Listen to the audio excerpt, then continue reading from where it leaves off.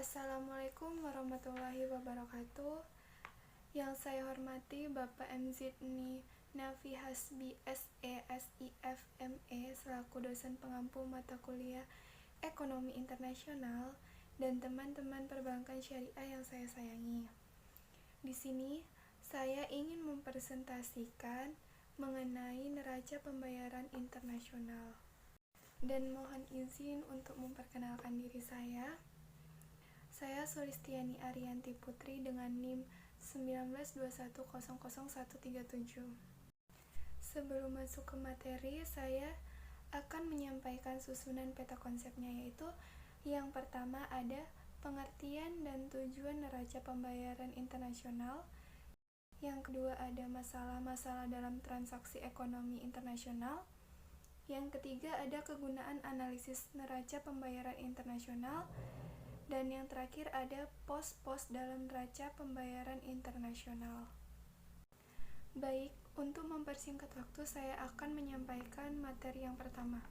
Nah, materi yang pertama itu ada pengertian neraca pembayaran internasional. Nah, neraca pembayaran internasional dalam suatu negara atau biasa juga disebut dengan neraca pembayaran luar negeri, balance of payments, balance of international payments, serta international balance of payments. Ini tuh diartikan sebagai ilustrasi sistematika yang dibuat oleh penduduk yang berkaitan dengan jangka waktu tertentu tentang mengenai seluruh transaksi ekonomi luar negeri.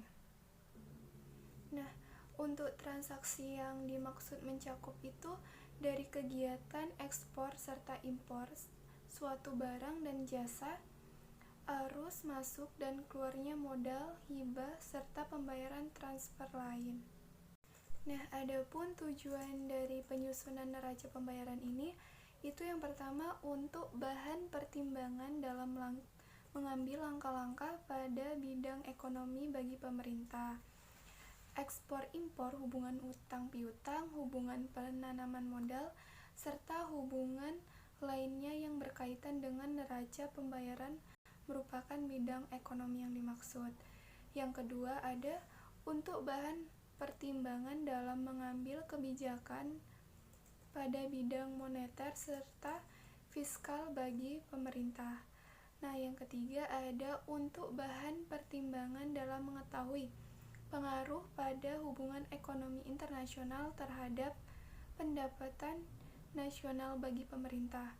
Dan yang keempat ada untuk bahan pertimbangan dalam mengambil kebijakan pada bidang politik perdagangan internasional bagi pemerintah.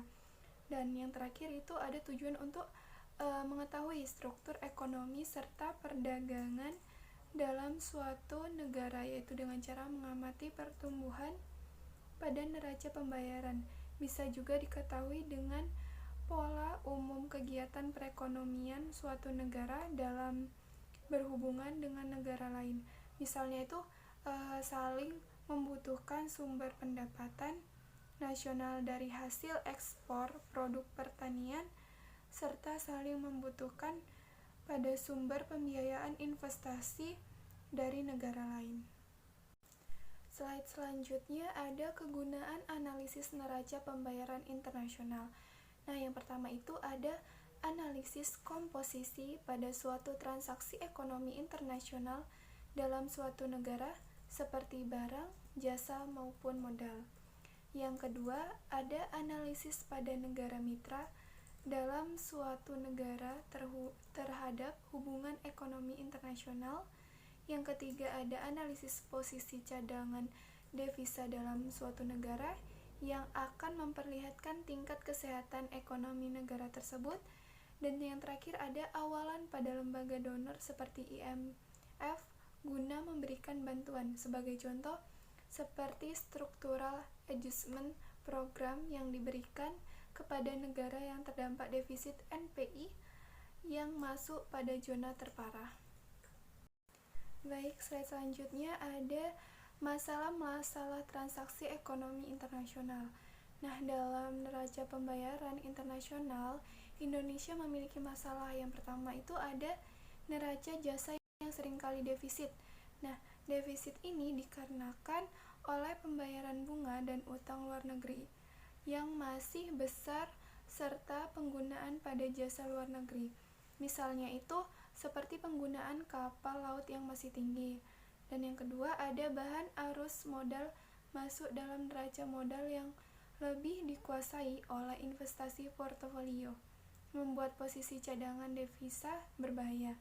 Yang ketiga ada dalam neraca perdagangan. Nah, walaupun seringkali surplus, tetapi ekspor yang menjadi tumpuan Indonesia masih pada komoditas primer yang supply-nya itu inelastik dan harga fluktuatif, serta negara tujuan ekspor juga masih pada Jepang dan Amerika Serikat kurang variatif. Dan yang terakhir ada impor non-migassi yang merupakan 78,2% dari total impor. Nilainya masih cukup besar, yaitu 71,907 juta dolar Amerika Serikat dengan barang konsumsi 6,1%, bahan baku 56,1%, dan barang modal 15,9%. Nah, ini tuh membuat NPI berbahaya defisit yang pada akhirnya berakibat berbahaya terhadap kurs rupiah terhadap dolar Amerika Serikat. Baik, slide selanjutnya ada pos dalam neraca pembayaran internasional. Nah, yang pertama itu ada transaksi dagang. Nah, pada pos transaksi dagang ini berguna untuk mencatat keseluruhan dari ekspor serta impor barang dan jasa. Nah, pada samping debit itu dicatat impor barang dan jasa, sementara itu sebelah kredit itu dicatat ekspor barang dan jasa. Dikatakan transaksi dagang nyata atau visible trade transaksi. Pos tersebut mencakup barang-barang yang nyata, sedangkan jika mencakup barang-barang yang tidak nyata atau transaksi jasa itu dikatakan dengan invisible trade transaction. Yang kedua ada pos pendapatan modal. Nah, pos pendapatan modal ini merupakan seluruh transaksi penerimaan hasil modal dari penduduk yang ditanam di luar negeri mereka serta penerimaan pendapatan kepada penduduk negara lain yang menanam modalnya di dalam negeri kita. Nah, secara umum keuntungannya itu berbentuk dividen dan bunga. Pada pos pendapatan modal itu dalam keuntungan dividen dan bunga pada transaksi kredit itu diterima dari hasil penanaman modal di luar negeri dalam neraca pembayaran. Nah, sedangkan pos pendapatan modal dalam keuntungan dividen dan bunga pada transaksi debit itu yang dikirim ke luar negeri sebagai hasil dari penanaman modal di dalam negeri kita. Yang ketiga ada pos transaksi unilateral. Nah, yang termasuk ke dalam transaksi unilateral itu ialah seperti hadiah. Nah, transaksi hadiah ini tidak memunculkan kewajiban bagi si penerima untuk membayar hadiah yang telah ia terima. Begitu pula si pemberi transaksi tidak memunculkan hak baginya untuk menerima pembayaran. Nah, yang kedua ada bantuan AIDS. Bantuan atau AIDS ini tuh seperti yang ada di pemberitaan media massa, seperti bantuan makanan serta obat-obatan ke negara-negara tertentu yang tertimpa musibah seperti bencana alam. Ini juga termasuk ke dalam transaksi sepihak. Nah, yang terakhir ada unilateral. Nah, post transfer ini menjadi debit dan kredit dengan tujuan agar mengimbangi transaksi sepihak debit atau kredit. Yang keempat ada pos penanaman modal langsung.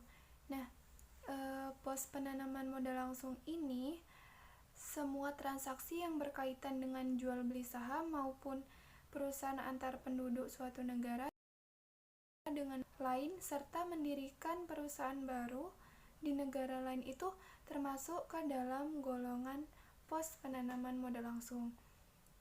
Bila melakukan pembelian saham atau pembelian perusahaan oleh penduduk suatu negara dari negara lain, pos penanaman modal langsung akan didebet.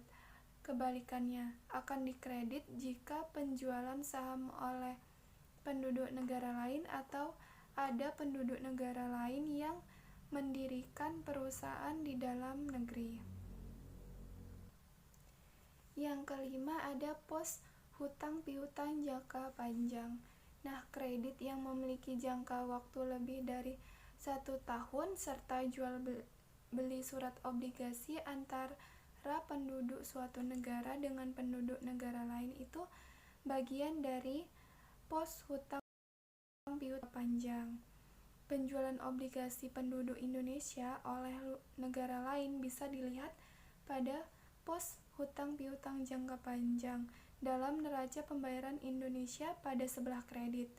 Nah, sedangkan pembelian obligasi antara penduduk Indonesia dari negara lain bisa dilihat pada pos hutang piutang jangka panjang di sebelah debit. Yang keenam ada pos hutang piutang jangka pendek.